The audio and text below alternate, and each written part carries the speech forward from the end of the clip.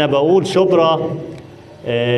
كتبوا عنها كتير، وشبرا خرجت فنانين كتير وعظماء وأدباء وشعراء.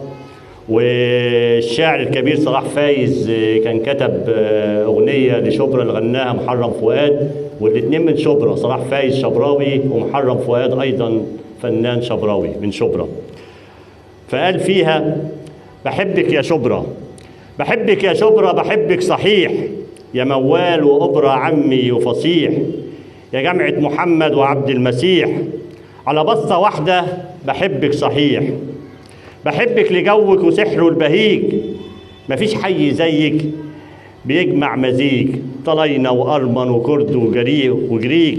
ودرزي ومسلم وقبطي سميح، بحبك يا شبرا، بحبك صحيح، بحبك مواهب صحافة وأدب، وفي التوفيقية عشقت كتاب، وفيك صبايا وأغلى صحاب، وأول هوايا يلي فاتني جريح، بحبك يا شبرا، بحبك صحيح، بحبك يا مجمع صحاب الفنون في سيما وتياترو وآه من عيون، مديحة ودليدة وليلى وسيمون، وأما المليجي مزيد المديح، بحبك يا شبرا، بحبك صحيح،